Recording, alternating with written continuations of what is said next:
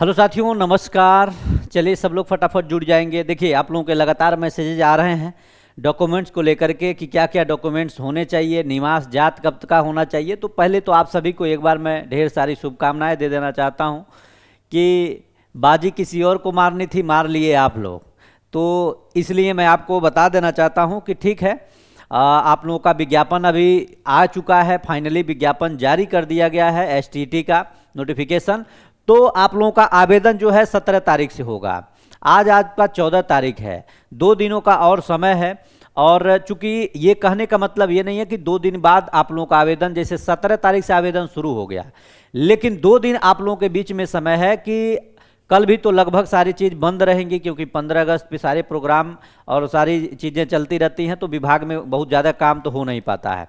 लेकिन आप अगर मान लीजिए आप लोग निवास जात की अगर टेंशन में आप हैं, एनसीएल के टेंशन में है, ईडब्ल्यूएस के टेंशन में है, तो एक चीज़ आप लोग निश्चिंत रहिए, ये आपकी पात्रता परीक्षा है।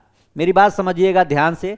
इसमें क्या क्या डॉक्यूमेंट्स आपके पास होने चाहिए, क्या क्या नहीं, जो अपलोड होता है उसकी भी मैं आपको चेकलिस्ट में आपको दिखा रहा हूं। उसके बाद से महिला आरक्षण का दावा करने वाली ऐसी महिलाएं जो बिहार राज्य की हैं, अगर शादी कहीं और हो गया है तो फिर भी अपने बिहार राज्य में जहां भी आपका मायका है वहीं से आपके सारे डॉक्यूमेंट्स चाहिए। ये बहुत बड़ा कन्फ्यूजन है, इस कन्फ्यूजन से बाहर आ जाइएगा, नहीं तो आने वाले समय में फिर आपके लिए दिक्कत हो जाएगा। तो पहले आप लोग देख लीजिए कौन कौन से लिस्ट, मतलब डॉक्यूमेंट्स में क्या क्या अपलोड करना है, रहना चाहिए। अपलोड होता है, ये भी मैं बता दूं आपको, स्कैन करके जब आप आवेदन करेंगे तो उसको अपलोड किया जाता है और उसका डाटा जो है वो तो फिल किया ही जाता है। तो पहले एक बार आप लोग देख लीजिए ये लिस्ट क्या क्या है, इसमें क्या क्या आपके पास होना चाहिए, फिर मैं बताता हूं कि कब का क्या होना चाहिए। ठीक है, समझिएगा। प्रमाण पत्रों को अपलोड करना, अभ्यर्थी निम्नलिखित प्रमाण पत्रों की स्व अभिप्रमाणित प्रति अपलोड करेंगे। स्व अभिप्रमाणित का मतलब ये होता है, जैसे मान लीजिए ये आपका कोई डॉक्यूमेंट्स है, ठीक है, इसका आपने क्या किया, ओरिजिनल है, इसका आपने फोटो स्टेट करा लिया। यहीं पे अगर मान लीजिए आपका नाम है, जैसे मेरा नाम अविनाश है, तो मैंने यहाँ पे क्या कर लिया, यहाँ पे लिख दिया मैं अविनाश। ठीक है, यही इस पे सिग्नेचर कर दिया खाली जगह पे, ये हो गया स्व अभिप्रमाणित। तो इसके लिए ये होना चाहिए। अब समझिएगा कौन कौन से डॉक्यूमेंट्स आपके पास होने चाहिए जो अपलोड करने हैं इसके अनुसार। तो मैं आपको एक चीज दिखाता हूं, थोड़ा सा ध्यान से देखिएगा। अब देखिए, पहला आपके पास मैट्रिक होना चाहिए, मतलब 10th का प्रमाण पत्र होना चाहिए या अंक पत्र होना चाहिए, जन्मतिथि के लिए अपलोड किया जाता है। इंटर का होना चाहिए, 12th का होना चाहिए, इसका प्रमाण पत्र और अंक पत्र दोनों होना चाहिए। स्नातक का प्रमाण पत्र और अंक पत्र होना चाहिए। देखिए, बहुत लोगों का मैट्रिक जो है प्रमाण पत्र अंक पत्र एक ही में होता है, इंटर का प्रमाण पत्र अंक पत्र एक ही में होता है। पुराने लोग जो होंगे उनका अलग अलग हो सकता है, लेकिन इसके अनुसार।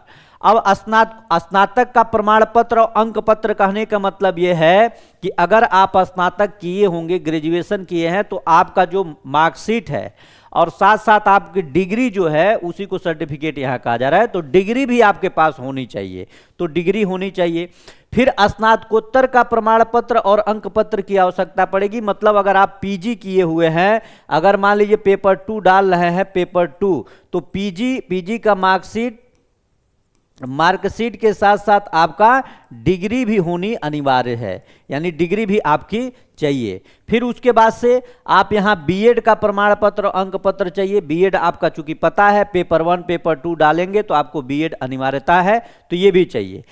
और अन्य शैक्षणिक योग्यता यदि हो तो उसके लिए ध्यान दीजिएगा। जैसे बहुत लोगों के पास ये होता है कि जैसे म्यूजिक से है तो उनका बीएड अनिवार्य नहीं होता, एग्रीकल्चर है तो बीएड अनिवार्य नहीं है, तो इस तरह की दिक्कत है, चीजें हैं। अब सक्षम प्राधिकारी द्वारा निर्गत आवासीय प्रमाण पत्र होना चाहिए, ध्यान दीजिएगा। अब यहां ध्यान दीजिएगा कि एससी और एसटी जनजाति के उम्मीदवारों के लिए सक्षम प्राधिकारी द्वारा निर्गत जाति प्रमाण पत्र होना चाहिए। अत्यंत पिछड़ा वर्ग के उम्मीदवार के लिए सक्षम प्राधिकारी द्वारा निर्गत क्रीमी लेयर रहित अद्यतन प्रमाण पत्र या एनसीएल की जो बात कही जा रही है, एनसीएल होना चाहिए, ये भी अपलोड होता है, ध्यान दीजिएगा, ये सारी चीजें अपलोड होंगे। अब यहां पे लिखा गया है कि आरक्षण का दावा करने वाली विवाहित महिलाओं की जाति अद्यतन यानी एनसीएल रहित प्रमाण पत्र सामान्य प्रशासन विभाग बिहार सरकार के निर्णय के अनुरूप निर्गत होना चाहिए। अब नोट यहां पे लिखा हुआ बिहार सरकार के निर्णय के अनुरूप, मतलब आप समझ रहे हैं क्या कह रहा है। अगर मान लीजिए अगर मान लेते हैं कि अगर आपका शादी बिहार में कहीं हुआ है तो आपका जो डॉक्यूमेंट्स रहेगा वो पिता के पते से ही मान्य होगा। ठीक है, पिता के पते से आपको वो मान्य किया जाएगा, यानी जारी होना चाहिए। इसीलिए चूंकि इसके पहले बिहार सरकार ने इसका गाइडलाइन जारी किया था कि आपको आरक्षण का लाभ तभी दिया जाएगा, आरक्षण का लाभ जब आप पिता के पते से सारी चीज आप रखिएगा, पिता के पते से आपका निवास होना चाहिए, डोमिसाइल होना चाहिए, तभी आपको लाभ मिलेगा। अब दिव्यांगता का दावा करने की स्थिति में विहित प्रपत्र में सक्षम प्राधिकार द्वारा निर्गत वैध दिव्यांग प्रमाण पत्र मान्य होगा। अब समझिएगा, इसमें कुछ विद्यार्थी जो अदर स्टेट के होंगे, इसमें अभी कुछ भी स्पष्ट रूप से नहीं लिखा हुआ है कि अगर अदर स्टेट के कोई दिव्यांग विद्यार्थी हैं तो उनको इसमें मौका मिलेगा नहीं मिलेगा। लेकिन अदर स्टेट के भी अगर विद्यार्थी हैं जो दिव्यांग प्रमाण पत्र है उनके पास, तो मुझे लगता है कि बिहार सरकार इसके पहले भी इन सभी चीज़ों को मान्यता दी है, तो इसमें भी आपको मान्यता मिलना चाहिए। बाकी आप देख सकते हैं सारी चीज़ें यहाँ पे आप चेक कर लीजिएगा, सारा चीज़ अपलोड करना है, इसलिए सभी चीज़ों को आपको रखना अनिवार्य है।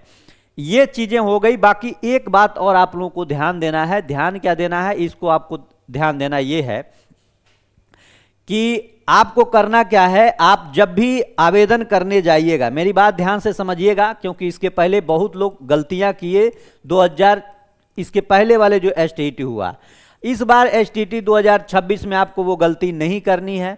आप आवेदन कर लीजिए और रेगुलर 4 बजे शाम को हम लोग इस पे क्लास लेंगे, और आपका सामान्य पेपर यानी जो शिक्षण कला है उसकी क्लास हम लेंगे इसी पर, और रेगुलर हर सब्जेक्ट का भी क्लास हम शुरू करेंगे।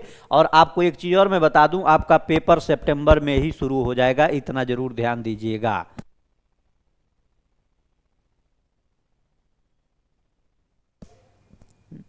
ठीक है, तो इतना आप लोगों को ध्यान देते हुए आगे बढ़ना है। इस चीज की मैं आपको जानकारी दे रहा हूं। ठीक है, तो चलिए, बाकी अगर कोई दिक्कत होगा तो इतना जो बताएं उतना डॉक्यूमेंट्स क्लियर रखिए। बाकी अगर कोई भी समस्या हो, दिक्कत हो, तो आप मुझे एक बार इसी वीडियो के नीचे आप मैसेज कर लीजिएगा, कमेंट कर लीजिएगा, मैं उसका आपको जवाब दे दूंगा। ठीक है, बहुत बहुत धन्यवाद, नमस्कार।